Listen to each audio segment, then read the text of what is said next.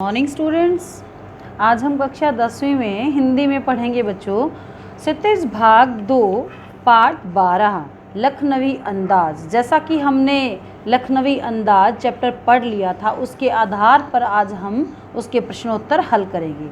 अभ्यास के प्रश्नोत्तर आज हम हल करेंगे। तो बच्चों, हमारा पहला प्रश्न है, लेखक को नवाब साहब के किन हाव भावों से महसूस हुआ कि वे उनसे बातचीत करने के लिए तनिक भी उत्सुक नहीं थे। हाँ, देखिए, पहले आंसर देने से पहले हमें पहले क्वेश्चन को ध्यान से पढ़ना होता है। जब भी हमें कोई प्रश्न का उत्तर देना हो तो हमें पहले प्रश्न को समझना होता है कि इसमें क्या पूछा है और क्या हमने इसमें बताना है। तो लेखक को नवाब साहब के किन हाव भावों से महसूस हुआ कि वे उनसे बातचीत करने के लिए तनिक भी उत्सुक नहीं हैं।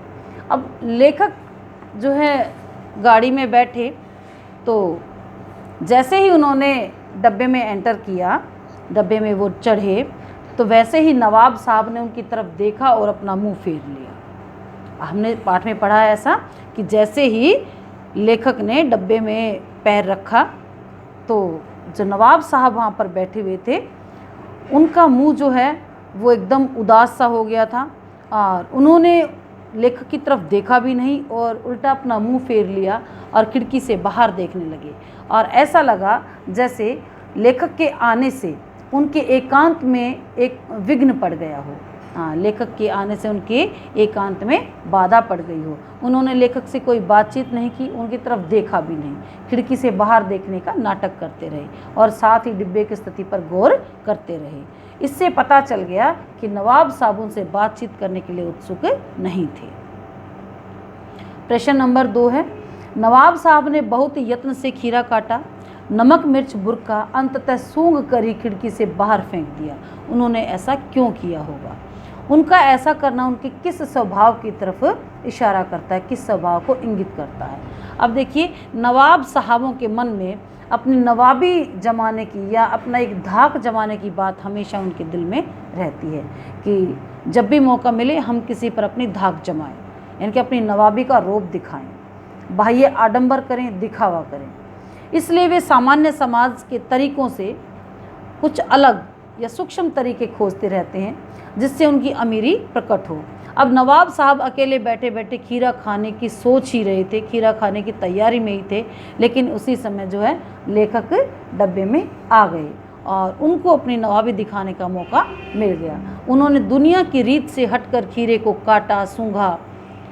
काटा तो जैसे सब लोग काटते वैसे ही काटा, उन्होंने दोनों तरफ से खीरे को काटा और नमक लगाया, उसको गोंदा, घिसा और फिर उसको फाँकों में काटा, धोया पहले उसको, और फिर जो है उसने एक एक फाँक को उठाया और उसका रसास्वादन किया, अर्थात उसको नाक तक लेकर गए और उसको सूंघा और खिड़की से बाहर फेंक दिया। तो ये था उनका अमीरी दिखाने की एक दिखावा, एक धाक जमाने का एक जो आडंबर था वो था, इससे ज़्यादा ये कुछ भी नहीं था।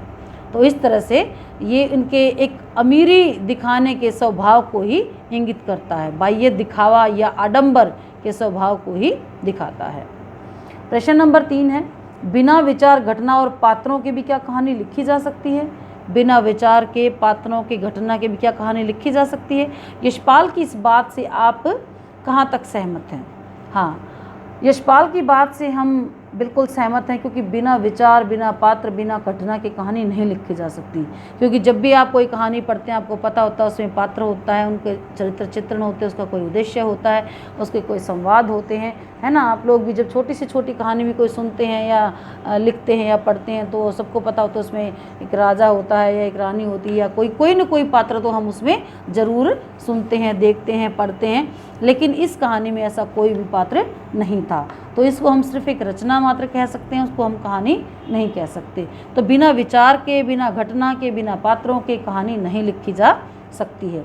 कहानी का अर्थ ही होता है कि क्या हुआ। अब इसमें कोई घटना ही नहीं होगी तो हमें क्या पता चलेगा कि क्या हुआ?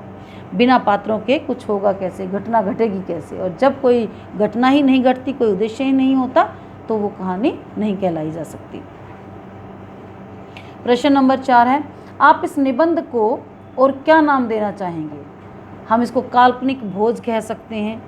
ये निबंध जो है इसको हम एक काल्पनिक भोज का नाम भी दे सकते हैं, ख्याली भोज का नाम भी दे सकते हैं। रचना और अभिव्यक्ति, प्रश्न नंबर 5 है रचना और अभिव्यक्ति का। नवाब साहब द्वारा खीरा खाने की तैयारी का एक चित्र प्रस्तुत किया गया है। इस पूरी प्रक्रिया को अपने शब्दों में व्यक्त कीजिए। अथवा इस प्रश्न को हम कह सकते हैं कि नवाब साहब ने खीरे की फांकों के साथ क्या प्रक्रिया की। ये बहुत इंपॉर्टेंट क्वेश्चन है बेटा, इसको ध्यान से आप सुनना, क्योंकि पूरी कहानी तो नहीं है, एक रचना, इस रचना का निचोड़ ही इसमें ये है कि ये सिर्फ एक व्यंग्य मात्र है। तो इसमें किस तरह से खीरा खाने का जो प्रोसेस है, खीरा खाने जो प्रक्रिया है, उसको बताया गया है। अब नवाब साहब बड़े आराम से आलती पालती मारकर बैठे हुए थे। उनके सामने तौलिए पर कुछ ताज़े चिकने खीरे रखे हुए थे और वे ऐसे बैठे थे मानो दिन भर में उन्हें यही महत्वपूर्ण काम करना हो। अब धीरे से उन्होंने तौलिए को उठाया, झटकाया और फिर दोबारा से उसको बिछाया। फिर सीट के नीचे से उसने लोटा उठाया, उस लोटे में पानी भरा हुआ था और खिड़की से बाहर करके उसने उन खीरों को धोया। अब धोकर उसने फिर से पोंछा और उन छिलकों को उतारा और करीने से उसकी फांकों को काटा और सजाया और फिर उनको सजाकर उन पर नमक मिर्च बुरका छिड़का और फिर उनमें से एक एक फांक को उठाया और रसास्वादन में अपने होठों तक लेकर गए। उसने अपना सूंघा और रसास्वादन में उसकी आंखें तक बंद हो गई, उसके मुंह में पानी भर आया और पानी के घूंट को वो वापस से अपने गले के नीचे ले गए और उसको सूंघ कर खिड़की से बाहर फेंक दिया। यानी कि वो दिखाना चाह रहे थे कि ये होता है हम अमीरों का खीरा खाने का एक एब्स्ट्रैक्ट तरीका। तो ये था प्रश्न नंबर 5 का क भाग। प्रश्न नंबर 5 का ख भाग जो है, किन किन चीज़ों का रसास्वादन करने के लिए आप किस प्रकार की प्रक्रिया तैयार करते हैं। हम तो रसास्वादन करने की बजाय उस चीज़ को हम खाना ही अच्छा समझते हैं, क्योंकि बगैर खाए, बिना किसी चीज़ को खाए हम उसका रसास्वादन नहीं कर सकते, उससे हमारा पेट नहीं भर सकता। ये तो सिर्फ एक दिखावा मात्र था। खीरे के प्रश्न नंबर 6, खीरे के संबंध में नवाब साहब के व्यवहार को उनकी सनक कहा जा सकता है। आपने नवाबों की और भी सनकों और शौकों के बारे में पढ़ा होगा, सुना होगा, किसी एक सनक के बारे में लिखिए। अब किसी भी व्यक्ति को सनक हो सकती है, सनक होती है किसी चीज़ को करने का पूर्ण तरह एक वहम सा हो जाना, या बस वो कार्य करना ही है, उसके मन में सिर्फ वो कार्य करने की हमेशा से ही एक तीव्र इच्छा होना। अब पहले के लोग थे, उनमें बहुत सारी तीव्र इच्छा होती थी। अब नवाब साहब जो थे, कोई घोड़े दौड़ाने का शौक़ पालता था, तो कोई जो है तीतर लड़ाने का शौक़ पालता था, और कई लोग जो है सिर्फ काम करने के शौक़ को ही पालते हैं। आजकल भी ऐसे बहुत सारे लोग हैं, आप देख सकते हो, किसी को फ़ोन चलाने का ही शौक़ है, इंटरनेट पे बैठे रहने का ही शौक़ होता है। तो ये भी एक प्रकार की सनक ही होती है। और सनक जब तक सकारात्मक रूप ले सकती है जब तक किसी अच्छे कार्य के लिए हो। किसी बुरे कार्य में अगर हम लग जाते हैं तो वो सनक एक नकारात्मक रूप लेकर ही उभरती है। प्रश्न नंबर 8, निम्नलिखित वाक्यों में से क्रियापद छांटकर क्रिया के भेद भी लिखिए। निम्नलिखित वाक्यों में से क्रियापद छांटने और उनके भेद भी लिखने हैं। अब क्रिया के पद कौन कौन से हैं, उनके भेद कौन कौन से हैं। सकर्मक और अकर्मक दो ही क्रियाएं होती हैं, हमने यही लिखनी है यहाँ पर।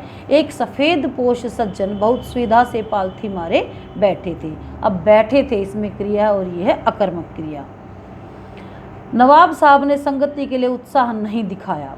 अब इसमें क्रिया है दिखाया और ये सकर्मक, क्योंकि उत्साह नहीं दिखाया, तो ये सकर्मक क्रिया है। नेक्स्ट है ठाली बैठे कल्पना करते रहने की पुरानी आदत है। अब ठाली बैठे, ठाली बैठना है ये क्रिया, लेकिन ये अकर्मक क्रिया है। कल्पना करना अकर्मक क्रिया है। नेक्स्ट है अकेले सफ़र का वक्त काटने के लिए ही खीरे खरीदे होंगे। अकेले सफ़र का वक्त काटने के लिए ही खीरे खरीदे होंगे। अब काटना और खरीदे होंगे, ये हैं दोनों ही सकर्मक क्रियाएं। नेक्स्ट है दोनों खीरों के सिर काटे और उन्हें गोद कर झाग निकाला।